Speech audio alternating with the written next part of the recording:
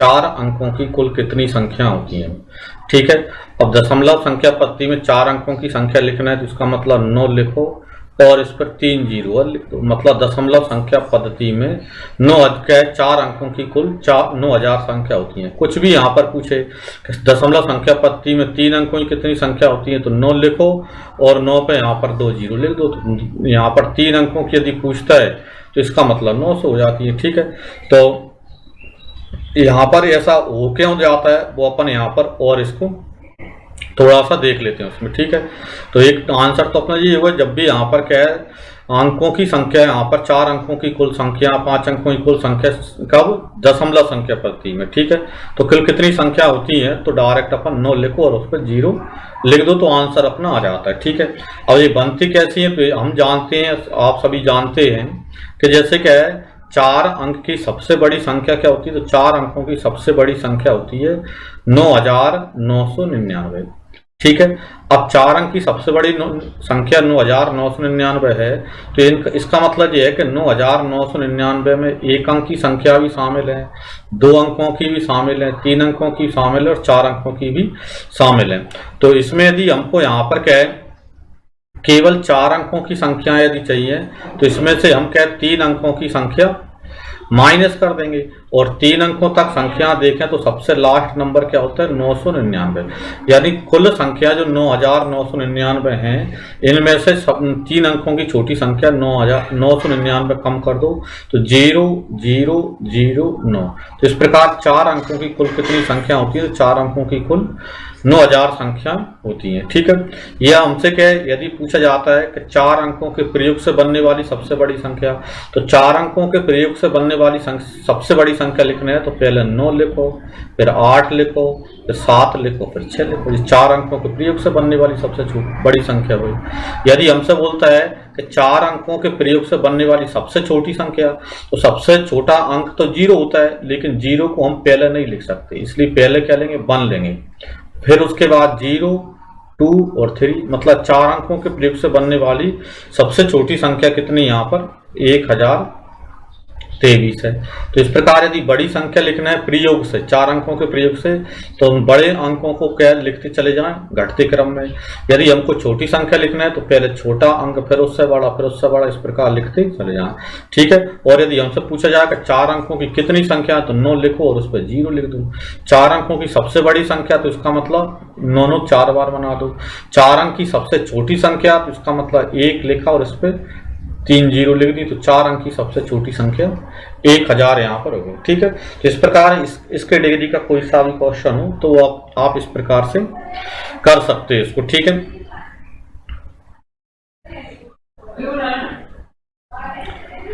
देखें अगला क्वेश्चन है हमारा 10,000 प्लस 10 इकाई प्लस 10 दहाई किसके बराबर होगा।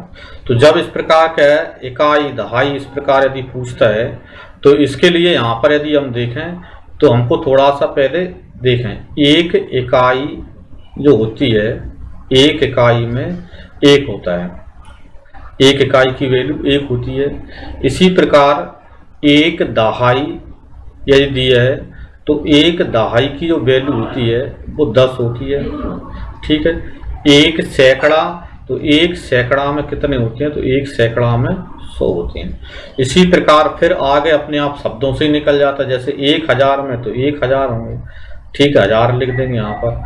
ठीक है, 10,000 में यहाँ पर क्या है 1 लाख में तो 1 लाख लिख देंगे। तो विशेष यहाँ पर इन 3 को विशेष देख लें, 1 इकाई में 1 होता है, 1 दहाई में 10 होते हैं, 1 सैकड़े में 100 होते हैं।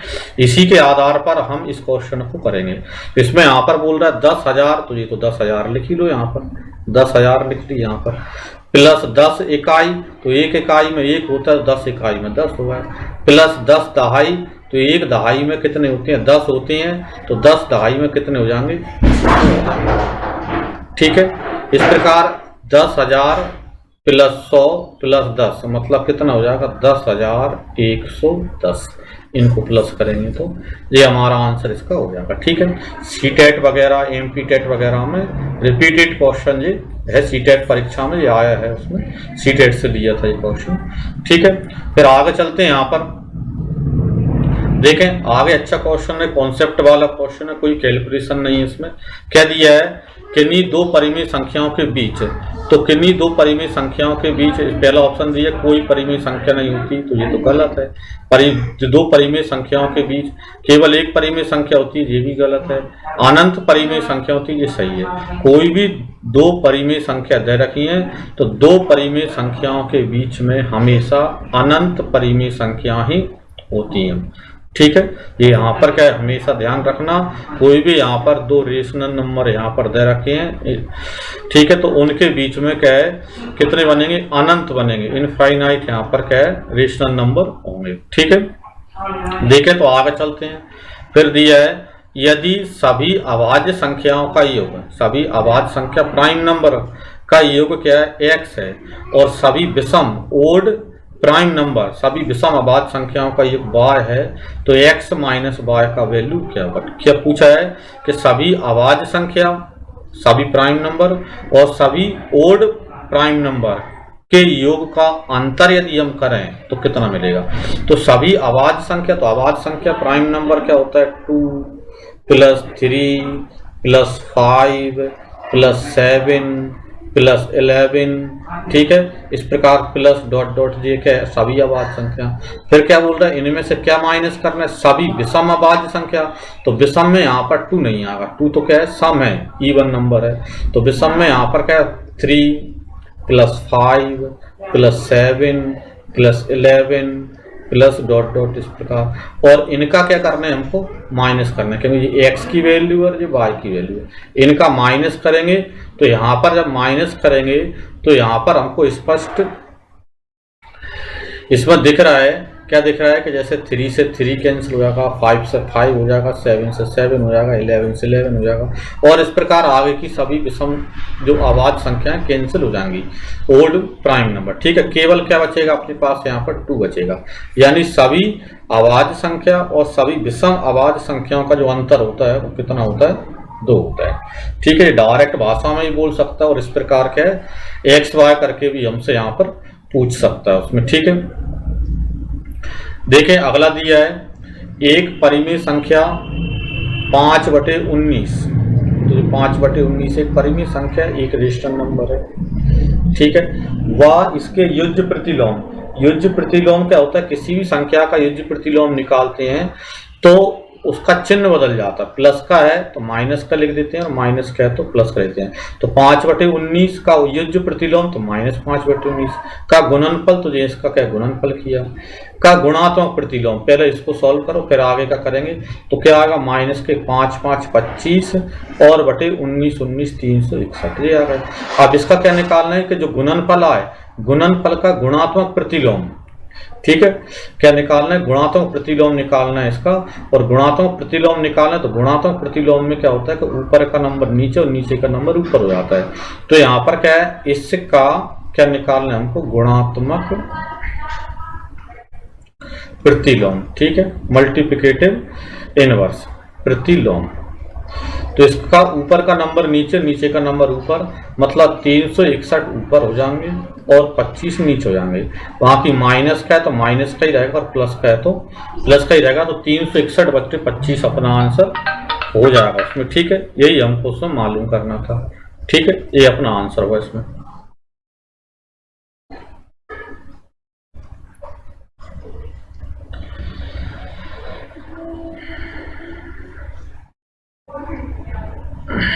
देखें तो क्या पूछा है 7 और 13 के बीच कितनी परिमेय संख्या है, 7 और 13 के बीच कितनी परिमेय संख्या है, तो अनंत, क्योंकि अभी बताया था कोई भी दो परिमेय संख्या है तो उनके बीच में अनंत परिमेय संख्या ही होती है। तो 7 और 13 के बीच कितनी परिमेय संख्या, तो 7 और 13 के बीच में अनंत परिमेय संख्या होंगी। ठीक है, फिर आ जाते हैं यहाँ पर क्या दिया, find the number of prime factor in product of 25 की पावर 12 इंटू 10 की पावर 7 इंटू 14 की पावर 7 के क्या है कुल कितने प्राइम फैक्टर होंगे, इसके क्या है कुल कितने अभाज्य गुणनखंड होंगे जी हमको बताना है। ठीक है, अभाज्य गुणनखंड, और इसके क्या है कुल अभाज्य गुणनखंड निकालना है, तो पहले तो ये है कि इसका जो बेस है उसको आवाज में चेंज करो। जैसे 25 की पावर 12 है, 25 की पावर 12 है, तो 25 से हम क्या लिख सकते हैं, 5 का स्क्वायर लिख सकते हैं। तो 5 का स्क्वायर और 12 पहले से, ये तो इंटू में 12। फिर इसी प्रकार यहाँ पर देखो, जैसे यहाँ पर क्या दिया, 10 दिया है, तो 10 को हम क्या लिख सकते हैं, 2 गुणा 5 लिख सकते हो। तो 2 गुणा 5, जब 10 की पावर 7 थी तो इसका मतलब 2 की पावर 7 और 5 की पावर 7। फिर इंटू में फिर क्या दिया है, 14 की पावर 7 दिया है, 14 की पावर क्या 7। तो 14 हम क्या लिख सकते हैं, 2 और गुणा 7 लिख सकते हैं। अब तो चूंकि 14 की पावर 7 थी तो 2 की पावर 7 और 7 की पावर 7। अब देखें यहाँ पर इसके जो बेस हैं टोटल यहाँ पर कैसे प्राइम नंबर हैं, ठीक है, अभाज्य हैं और अभाज्य हैं, तो अब इनकी पावर को वैसा वैसा यहाँ पर क्या है प्लस कर दो तो इसके प्राइम फैक्टर आ जाएंगे, अभाज्य गुणनखंड हमको यहाँ पर मिल जाएंगे। ठीक है, तो इनके अभाज्य गुणनखंड निकालने हैं तो क्या करोगे यहाँ पर, जैसे यहाँ पर 5 की पावर 12 इंटू 2 यानी 24, ठीक है, प्लस यहाँ पर क्या है 7, तो ये 7 लिख दिया। ठीक है, फिर प्लस कितने 7, तो ये 7 लिख दिया। ठीक है, फिर प्लस फिर कितने 7 दो बार फिर लिख दो यहाँ पर 7 और इन सभी को हम यहाँ पर क्या कर देंगे, प्लस कर देंगे। तो 24 और प्लस 7 4 जा 28। ठीक है, यानी इनको क्या 24 और 28 को प्लस करते हैं तो कितना आता है 52। तो इसके क्या है, जो हमको क्या प्रोडक्ट दिया है इंटू दिया है, इसके कुल प्राइम फैक्टर जो आवाज गुणनखंड बनेंगे वो कितने बनेंगे 52 बनेंगे। तो बी वाला ऑप्शन हमारा आंसर हो जाएगा। ठीक है, आवाज गुणनखंड अलग चीज होती है और एक गुणनखंड अलग चीज होती है। गुणनखंड निकालना भी सीखेंगे, जो आगे क्या है वीडियो आएंगी उसमें अपन को मिलेगा, नंबर सिस्टम में ही मिलेगा। ठीक है, आगे क्या वीडियो का कई वीडियो अपलोड होने तो उसमें अपन को ये पूरा मिलेगा। ठीक है, और पूरा बेसिक तरीके से अपन करवाते हैं, कोई छूटने का कोई क्या मतलब ही नहीं है, पूरा क्या बेसिक तरीके से करवाएंगे और पूरा करवाएंगे, कोई कैटेगरी क्वेश्चन छूटेगी नहीं किसी भी चैप्टर से। ठीक है, जो भी चैप्टर लेंगे बिल्कुल जीरो से हाई लेवल अपन उसको करवा के चलेंगे यहाँ पर। ठीक है, देखें तो फिर आगे चलते हैं। देखें क्या दिया है, 4 की पावर 61 प्लस 4 की पावर 62 प्लस 4 की पावर 63 प्लस 4 की पावर 64 इज डिविजिबल वाई। ठीक है, वह यह किससे विभाज्य है, मतलब जो नीचे ऑप्शन दे रखे हैं इनमें से किससे डिवाइड है जी, किसका भाग इस नंबर में जाएगा। तो इसमें किस संख्या का भाग जा रहा है, जो नीचे हमको दे रखा है जी हमको यहाँ पर पता करना है।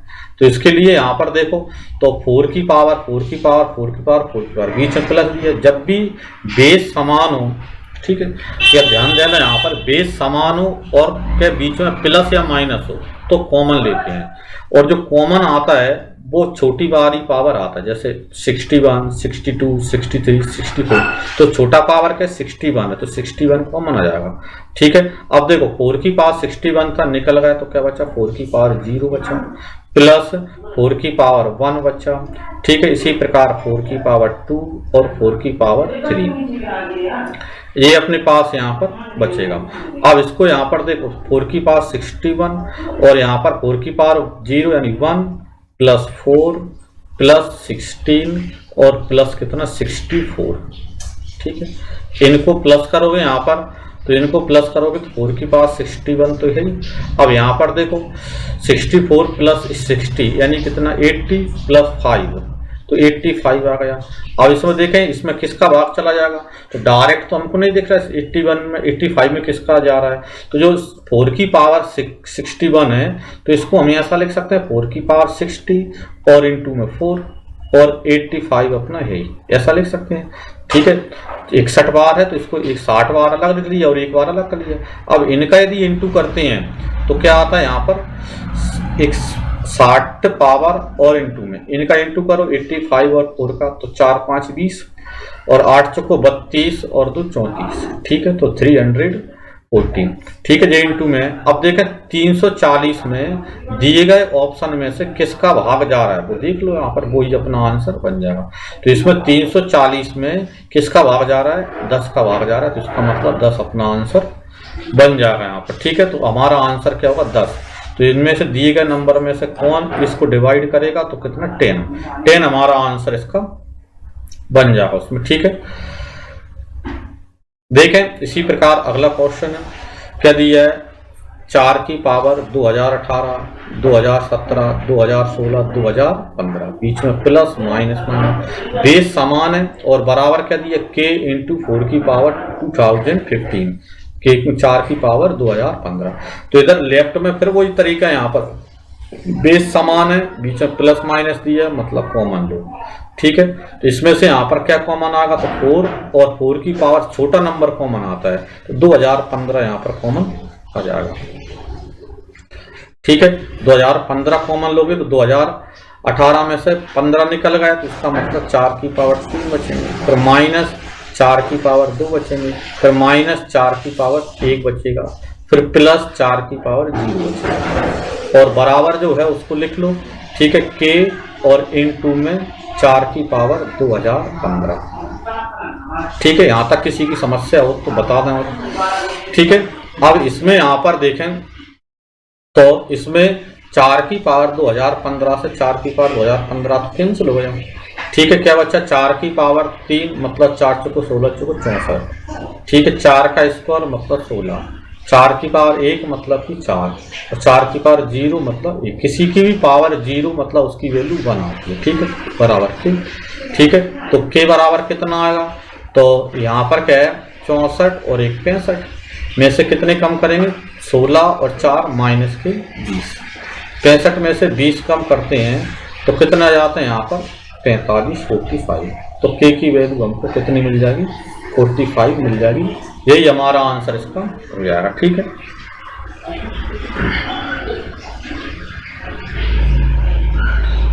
देखिए क्या दिया है, एक संख्या को 7 से गुणा करने पर गुणनफल के सभी अंक 3 आते हैं, तो वह संख्या क्या होगी, ठीक है। न्यूनतम संख्या इस प्रकार की क्या बनेगी, तो अब कॉमन सी चीज है कि यहाँ पर क्या, जब 7 का गुणा करने पर वह 3 के अंक मिल रहे हैं, तो 7 का भाग देने पर वह संख्या वापस आ जाएगी।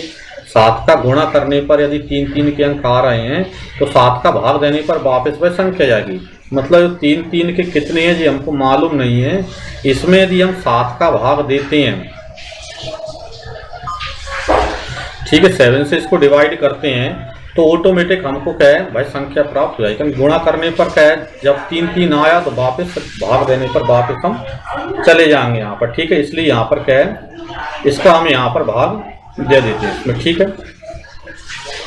देखें तो 7 का भाग देंगे तो 7 चौक 28, ठीक है। कितने बार गए, 4 बार, कितने बचे यहाँ पर माइनस करें तो 33 में से 28 मतलब 5। फिर अगला अंक तो पता है कि सभी अंक 3 के, तो आगे जितने भी अंक उतारो 3 ही उतारो, क्योंकि आगे तक 3 कितने बार है वो पता नहीं है। तो 7 का भाग देंगे तो 7 7 49, 7 बार गया, ठीक है, 7 7 49, ठीक है। कितने बचे यहाँ पर 4 बचे, ठीक है। फिर अगला अंक फिर 3 आएगा, तो 3 फिर नोट करेंगे 3, तो 7 6 42, ठीक है, 7 6 42, कितने बचे 1 बचा, ठीक है, और 1 बचा तो फिर अगला अंक फिर 3 का नोट करेंगे, ठीक है। तो कितने 13, 7 एकम 7 यानी कितने बचे 6 बचे, फिर यहाँ सॉरी 7 6 42 था, 7 एकम 7, ठीक है। तो फिर अगला अंक तो 7 का फिर दोबारा आएगा यहाँ पर 3 का, 7 9 63, तो 7 9 63, तो 7 9 63। अब 63 में 63 कम करेंगे कितने बचेंगे, तो कुछ नहीं। तो इस प्रकार हमारा नंबर क्या आएगा यहाँ पर 47,619, ठीक है, 47,619, यानी कि यहाँ पर कौन सा सी नंबर वाला ऑप्शन हमारा आंसर इसका हो जाएगा, ठीक है। इस प्रकार अपना जी क्या है पार्ट 5 अपना कंप्लीट हो जाता है, ठीक है। यदि क्या समझ में आया हो, पसंद आया हो तो वीडियो को लाइक कीजिए और अपने सभी दोस्तों को ज़्यादा से ज़्यादा शेयर कीजिए। धन्यवाद।